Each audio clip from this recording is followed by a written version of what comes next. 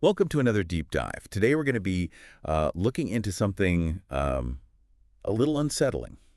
Yeah, it's unsettling, but also incredibly fascinating. Right. We're talking about selective honesty and generosity, Interesting. and how those things can be used to disarm and manipulate people, Right. but also how to recognize when it's happening to you so you can defend yourself against it. It's like that old saying, one good deed erases 100 bad ones.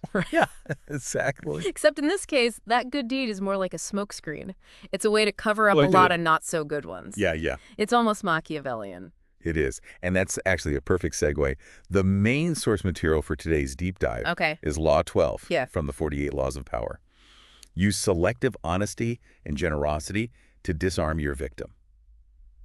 It's really all about recognizing that just one act of honesty or maybe just one well-placed act of generosity Right. can actually be an incredibly powerful tool for deception. What I find fascinating about this tactic is that it plays on our basic human desire to see the good in people. Yeah. You know, we want to believe that someone who's shown us kindness, even in a small way, is ultimately trustworthy. Right. Even if there's reason to be suspicious. Right, and that inherent human desire is exactly what makes us vulnerable to this kind of manipulation. Like, Yeah. do you remember that story about Count Victor Lustig, Yeah. the guy who conned Al Capone? Oh, Lustig. Yeah. A classic example of appealing to someone's vanity to make them more susceptible to deception. Okay, so for everyone listening out there, just picture this. 1926, Chicago.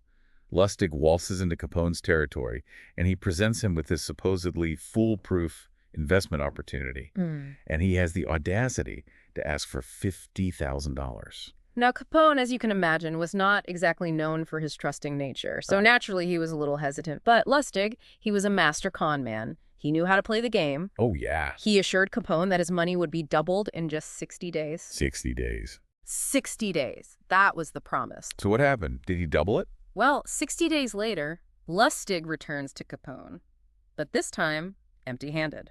Oh. He tells Capone that the deal fell through, and unfortunately, he lost all the money. Oh, no. What did Capone do? Well, this is where Lustig's genius really shines through. Instead of panicking, or worse, trying to run away, he actually returns Capone's original $50,000. He gave it all back. Well, most of it. He kept a little for himself, naturally. Of course. But he returned enough to maintain this facade of honesty, even threw in a little extra cash just for good measure. So he basically wanted to look like an honest man who had just experienced a bit of bad luck. Precisely. Smart. So Capone bought it. Hook, line, and sinker. Capone was completely taken in by this display of integrity. He let Lustig walk away scot-free. Wow. He just completely misjudged him. Completely. He didn't realize he'd been expertly played. You see, this wasn't just luck on Lustig's part. This was a calculated move. Right. He understood Capone's desire to be seen as, as this benevolent, forgiving leader. Oh, yeah. And he exploited that brilliantly. He used it against him.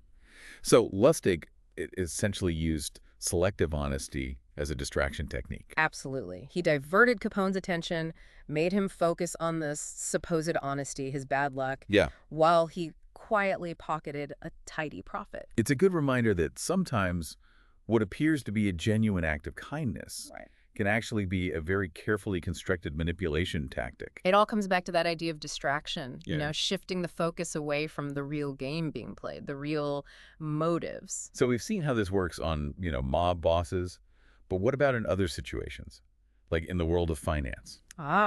Well, for that, we can look at the story of Jay Gould, the notorious railroad magnate of the late 19th century. Now, Gould was a master manipulator. He truly understood how to use selective honesty to his advantage. Okay, so paint us a picture. What was going on with Gould? Imagine it. The cutthroat world of finance in the 1800s. Jay Gould finds himself in a bit of a financial predicament. Okay. And then enter Lord Gordon, a wealthy European aristocrat looking for, shall we say, promising investment opportunities in America. And I'm guessing Gordon was aware of these rumors about Gould's financial troubles? Oh, absolutely. He saw it as an opportunity, a chance to perhaps exploit the situation to his advantage. But Gould, ever the shrewd operator, he had a plan of his own. Okay, I'm hooked. What did he do? He orchestrated a seemingly innocuous stock trade. And get this. He deliberately lost a small amount of money to Gordon. Wait, he lost money on purpose. Why would he do that? It was all part of a larger strategy, you see. By appearing to be, well, let's just say a less than stellar investor, Right. he lulled Gordon into this false sense of security, a small price to pay for the much grander scheme he had in motion. So Gordon, thinking he had the upper hand, started investing heavily. Precisely. Gordon, convinced he was on the verge of a financial coup, began pouring money into the Erie Railroad. And who controlled the Erie Railroad? Jay Gould. Jay Gould. He'd set the stage perfectly.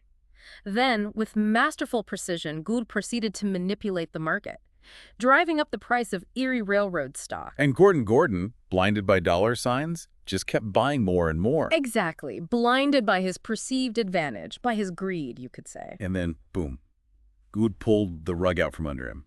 At the precise moment when the stock price reached its peak, Gould dumped all of his holdings, sending the price plummeting. And Gordon was left holding a pile of worthless stock. You got it. Gould made a fortune, while Gordon was left to grapple with the, shall we say, consequences of his misjudgment. This is like the ultimate long game. A calculated loss up front to secure a much larger win later. It's a lesson worth remembering. Even in seemingly straightforward transactions, there can be hidden motives lurking beneath the surface. Always be on your guard. So, we've seen this play out with mobsters and robber barons. Yeah. But has this tactic of selective honesty been used in other areas of life throughout history? I mean, like, what about war and diplomacy? It has, and it's been used incredibly effectively. I mean, take ancient China, for example. Okay. This tactic was frequently employed, particularly in matters of war and diplomacy. One fascinating case is that of Duke Wu of Qing, Okay. a ruler known for his, shall we say, strategic cunning. Right. Duke Wu had his sights set on conquering the neighboring state of Hu. Ambitious. However, Hu was a well-defended state, so a direct assault wouldn't be easy. So he needed a more subtle approach. Exactly. And that's when he came up with this plan. He decided to offer the ruler of Hu a gift, a beautiful young princess. A princess. His own niece, in fact. Wow, he used his own niece as a strategic pawn. That's pretty ruthless. It was a different time, a ruthless time. Duke Wu understood that sometimes a seemingly generous act could be the most effective way to disarm an enemy, to pave the way for, let's say, future maneuvers. So what happened? Did the ruler of Hu accept this gift? Oh, absolutely. And as you can imagine, the princess caused quite a stir in the court. I bet. She was charming, she was beautiful, and she quickly became a favorite of the ruler. Ah, so the ruler got distracted. Precisely. He showered her with attention, with gifts, and in doing so, he neglected his duties. Classic. He let his guard down, and that was Duke Wu's plan all along. Wow. While the ruler of Hu was preoccupied, Duke Wu was secretly mobilizing his forces, preparing to launch a surprise attack. Oh, so it's like the Trojan Horse all over again. Exactly. The princess, though unwittingly, served as a sort of Trojan horse. This symbol of peace and goodwill concealed a far more sinister intention. It really highlights that even in matters of the heart, things aren't always what they seem. Absolutely. It's a reminder to always consider the potential motives behind someone's actions, especially when those actions seem almost too good to be true. So we've seen this play out in ancient China, but did it ever work on an actual battlefield, like, say, in ancient Rome? Yes, and we have a fantastic example, the Roman general Camillus. Known for his strategic brilliance, it was during the siege of Falaise, around 390 BC, the Romans were locked in this stalemate with the Etruscans. A classic standoff. Exactly. Neither side could gain a decisive advantage. Now, during the siege, a schoolmaster from Falaise decided to, let's say, switch sides. Well, he led his students, the children of the city's nobles, out of the city and straight into the Roman camp. He betrayed his own people. He did. He offered them to Camillus as hostages, hoping to gain favor with the Romans. Wow. Bold move. It was a risky gambit. But Camillus, who was known for his honor and integrity, was disgusted by the schoolmaster's actions. He didn't accept the children as hostages. He refused. He saw it as a cowardly act, exploiting innocent children for military gain. So what did he do? Did he just send them back to Falaise? He did something even more remarkable. He ordered his soldiers to strip the schoolmaster naked, tie his hands, and send him back to Falaise with the children. He sent him back naked. And to add insult to injury, he even gave the children rods to beat the traitor on their way back to the city. That's a powerful image. It's like he was making a statement. He was. He was saying, "We Romans fight with honor, and we do not stoop to such tactics." And did it work? Did this act of Well, I guess you could call it kindness actually affect the siege? It had a profound impact. The people of Filari were astonished by Camillus's integrity, Yeah. especially when contrasted with the treachery of their own schoolmaster. They were so moved by his actions that they decided to surrender their city peacefully to the Romans. So Camillus's refusal to exploit those children actually won in the war. In a way, yes. It's a testament to the power of honor and integrity. It demonstrates that sometimes the best way to disarm an enemy is not through brute force, but through unexpected acts of generosity. It's a great reminder that even in the most dire situations, there's always room for compassion. And sometimes those qualities can be more effective than any weapon. Absolutely. This story of Camillus serves as a powerful example of how selective generosity can be utilized not for manipulation, but for genuine good. It reminds us that even in the midst of war, there's a place for humanity, and that those acts of humanity can have a profound impact on the course of events. So it seems we've covered quite a bit of ground here. We've seen how selective honesty can be used for deceit, as in the case of Lustig and Gould, but also for good, like with Camillus. Indeed. It's all about understanding the motivations behind the actions, discerning the true intent. And on that note, we're going to shift gears slightly and explore a final, rather mind-bending concept. We're going to delve into how a history of deceit can actually enhance someone's reputation for honesty. Now that's a fascinating paradox. It is. And we'll be back after a short break to unpack that very idea. Stay with us. Welcome back to the Deep Dive. Before the break, we were talking about how a history of deceit can actually make someone's honesty seem even more believable. Right. It's like the more someone's known for being a liar, the more weight their words carry when they actually do tell the truth. It's counterintuitive. Yeah, But human psychology is full of these strange little quirks. So, like, you're saying that if someone's known as a con artist, a manipulator, Yeah. people might actually be more likely to believe them when they're being genuine. It's possible, yes. It's all about perception context. So it's not just about what they're saying, it's about who they are and what they've done in the past. Exactly. Like with our friend Count Victor Lustig, the Eiffel Tower guy. Oh yeah, good old Lustig. The guy who sold the Eiffel Tower for scrap metal.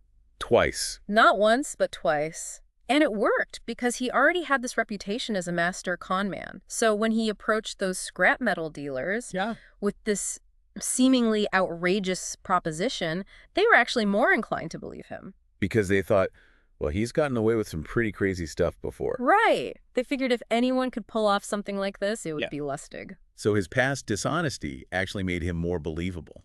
In a way, yes. It's a good reminder that our perception of someone is heavily influenced by their past actions. So the lesson here is that we need to be aware of this tendency to judge people based on their past reputations, because sometimes that can lead us astray. Absolutely. It's not about being cynical or distrusting everyone we meet, but about being discerning, using critical thinking. So how can our listeners apply this knowledge in their own lives? I think the key takeaway here is to always be questioning, even and perhaps especially when someone seems to be acting in our best interests. Just because someone is being honest or generous doesn't necessarily mean their intentions are pure. So what should we be asking ourselves? Ask yourself, what's the history here? What does this person stand to gain from this? Are there any red flags I'm overlooking? Trust but verify, as the saying goes. Exactly. And keep in mind, these tactics, this selective honesty, selective generosity, they're often used in very subtle ways. It's not always as blatant as someone trying to sell you the Eiffel Tower. Right. It could be something as simple as a coworker offering to help you with a project. Exactly. When really they're just trying to get ahead. Or a friend who's suddenly being overly generous. Yeah. Maybe they want something from you. It's all about being aware. Absolutely. The key is to use your judgment, your intuition, to determine whether someone's actions are genuine or if there might be something more at play beneath the surface. Well, this has been a fascinating, if somewhat unsettling, deep dive.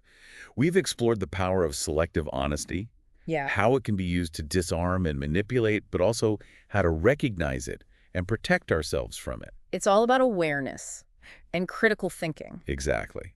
A big thank you to our expert for sharing their insights today. And to our listeners, as always, stay curious, stay skeptical, and keep learning.